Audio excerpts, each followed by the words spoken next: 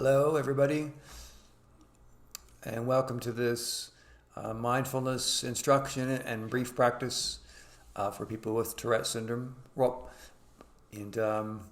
So we'll do a 2-minute practice together, but the majority of this video will be giving the view, the perspective of mindfulness and why we do it, and then I'll give the instruction, and then I'll use my iPhone here with my timer, and we'll sit for 2 minutes together. So, mindfulness is a practice that comes from the Buddhist traditions originally, and now, of course, it's practiced widely in the contemporary world. And it's not easy to simply, describe the purpose of the practice in a nutshell. But nevertheless, I'll try and do that. So one of the basic purposes is to create a space where we can be with our experience in a very simple way. And the reason we do that is that then we can actually have better contact, better relationship with our experience. Because day to day, we all run pretty fast. I mean, I can't speak for everybody, but by and large, most people, we run at pretty high speed, and we keep pretty busy. And a lot of what drives our behavior and our thinking and our emotional world is habitual patterns. And things that we learned over the years as ways to function in the world, that aren't necessarily healthy. We all do this. We all have different patterns that keep us struggling and get us into trouble. So mindfulness is a way to be with your experience in a very clear, simple way. And research, increasingly research bears out that this actually helps us relax, and it helps us make better decisions, and it kind of decouples us from our habitual patterns that, emotional reactivity and whatnot. And there's a lot of science showing that mindfulness helps with anxiety and depression, attention deficit disorder, obsessive compulsive disorder. And, these aren't automatic things that, if you just do the mindfulness, this is going to work. There's various conditions that need to be in place, and like everything, it doesn't work for everybody. And nevertheless, that's the research and the potential. So when we're more present with our experience, typically in the beginning, what happens is that we see directly, like, oh wow, my mind is really intense, and this is really, there's so much uncomfortability and anxiety happening that I just don't want to feel it. And a lot of people, they try it and they just want to run out the door. It's kind of the last thing that we want to do. So the tradition is that if you work with the practice, you can actually learn to be with these feelings and gradually learn to settle. And however long that takes, it's going to vary and depend on a whole lot of things.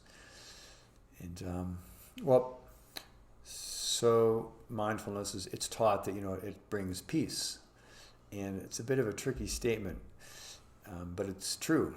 But the peace comes from really being with what's happening and kind of deciding, boy, I can really see my struggle here, and you kind of feel it at a really deep, embodied, almost cellular level. You feel your struggle, and it's kind of like, I'm just going to stop doing that.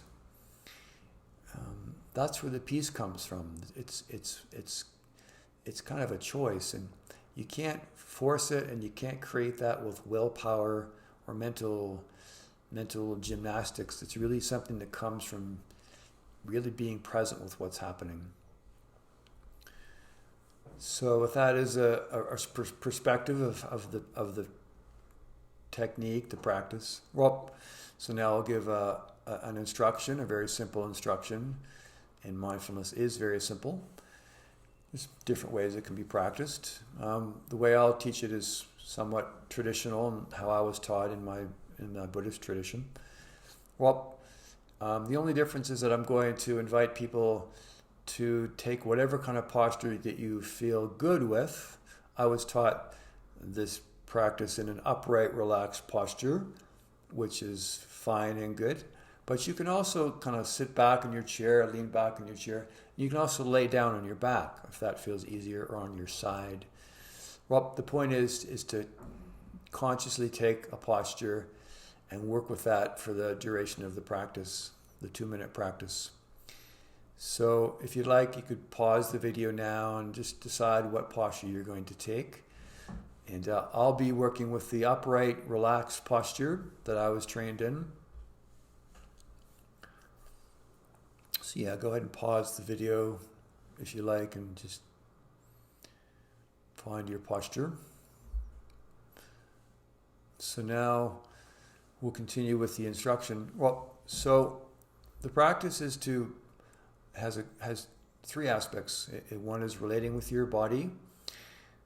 Second is relating with your experience of your body breathing. And the third aspect is relating to the way the mind moves in the thinking process. So working with the body, the posture is to be in your posture and to feel your body.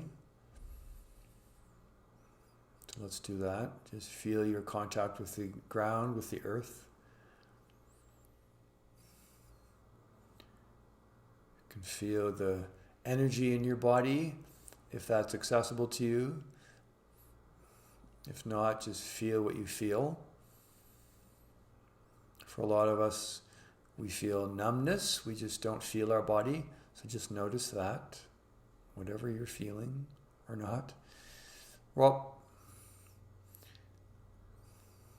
and now begin to bring your awareness to the feelings of your body breathing.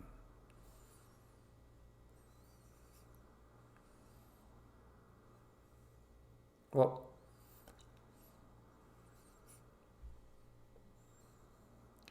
so there's the inhalation and exhalation of the breath. You can feel your rib cage expanding and contracting. You may notice the air coming in through your nostrils or through your lips.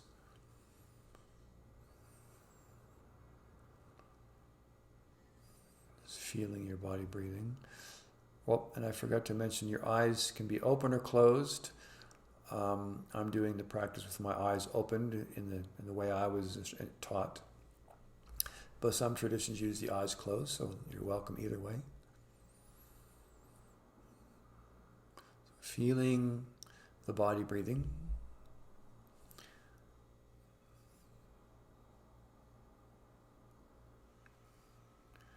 And then what happens is that at some point our mind starts to think about something. We get distracted by thoughts of the past or the future. We might just feel a lot of struggle and resistance to being in our body. And so the technique is that when you notice that, you use labeling. We call it labeling. So you just label it thinking. So you mentally say to yourself, thinking. It's a very gentle, light touch label. It's not like a hammer, because this is going to happen all the time. This is part of what we do with this is what happens when you do this practice, is that you notice the mind is always moving. Nevertheless, we kind of keep bringing it back to the present moment and our experience in our body and our sensations. So it's very simple, but it's challenging. And the key is that the practice helps us develop kindness towards our experience and towards, for most of us, how much we struggle. And with urges to tick, same thing. So when you're working with the body breathing, when you notice the urges to tick, just feel that. Use the label, thinking, and return to your body breathing. And you may tick or not. It's kind of not the point. It doesn't matter. We're not trying to stop ticking. We're not trying to stop thinking. You just return to your body breathing. Feel the body breathing until again, when you notice your mind is doing something different than being with the body breathing. You label it thinking, and you come back to the body breathing. Well, so I just want to say one other thing is that people with Tourette syndrome, we're no different than anybody else in the sense of practicing mindfulness. Mindfulness is really a practice for anybody that wants to work with their experience in this way. There's nothing about Tourette's that precludes us from being able to practice mindfulness.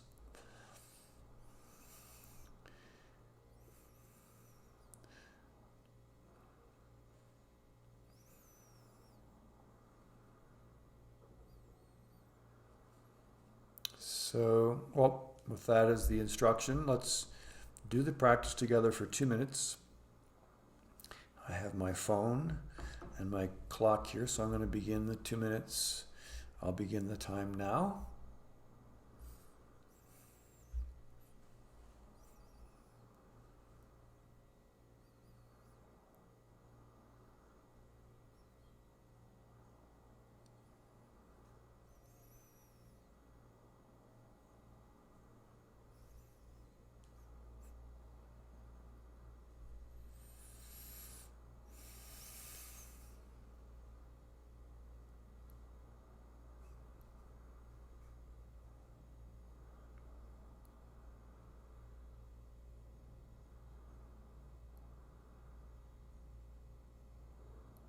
Well,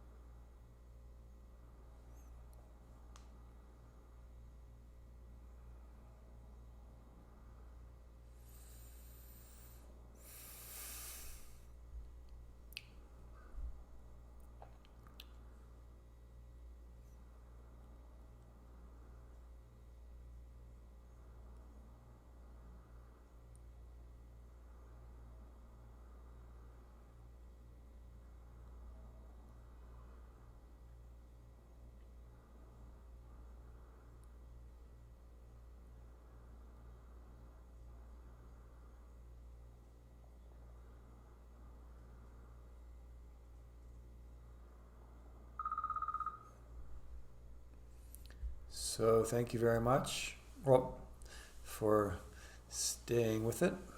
And so that's 2 minutes. And just a couple of end notes. Well, when you're working with the practice, and if you get really claustrophobic and you want to move, I mean, it's definitely part of it. So the idea is that you're working with your body awareness, your presence in your body, and there can be some stillness with that, some stability, and also there's movement. So you work with that as the flow goes. And we definitely don't want to create kind of like a tension that's going to set you up for struggle. Well, what we do want to create is a space for you to be with things as they are in your experience, so that you can get to know like how your thinking process goes, how your energetic process goes, so that you can get to know that. And then again, over time you develop more choices in how to relate with it. So, well, if you decide you want to practice mindfulness, I'm going to recommend a couple things. Well, one is that you don't just do it on your own, that you find a community or a good therapist trained in mindfulness And if you can't afford that, there's free online options. You just gotta get on Google and find something that works for you. And you're gonna run into the situation of being in a community where you feel afraid to have Tourette's within the community, and you just need to tell people, I have Tourette syndrome, and this is what's going to be happening. So that's one thing. Well, doing it alone, you can do it alone. It can be a great practice, but in the longer term, you're going to need community support to do this.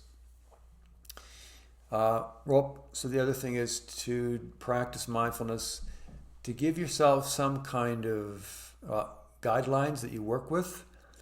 So in terms of like where you do the practice, set up a place in your home where you do the practice. You set up maybe on the floor on some kind of cushion, or you sit in a chair, and you kind of clear the visual space in front of you so that you've got some sort of clarity. And turn off your devices, turn off all your communications so that you can just be present and not worried about being distracted. And then another suggestion is to choose a time. Like, okay, I'm gonna do this practice 3 times a week for 5 minutes, or 5 days a week, or whatever it is, and then you work with that, and then adjust as needed. If you realize, it's just too much to do this 5 times a day, I'm not doing it, but I want to do it, then change it to 3 times a week. Or maybe you do it 3 times a week and you realize, I want to do this more. This feels great. So, give yourself a structure and then adjust as needed. And I guess the main thing is to be gentle with yourself and be kind with yourself. And please don't practice mindfulness with some sort of ambition to fix or change or alter who you are. The practice is a way for us to be who we are and get to know who we are, and learn to ultimately to love ourselves, and then to love other people and love the world more. So that's kind of the bigger picture of the practice, why people do the practice. So in terms of the traditional perspective from the Buddhist traditions, and increasingly again with research, the research is showing that mindfulness kind of stripped away from the ethical and moral foundations. The research isn't bearing out the results. So it doesn't work when you're doing it just as some kind of mental goal-oriented thing. It's more of a fully human kind of thing. So yes. So thank you for watching and doing this practice with me here today. And I wish you great success, and bye for now.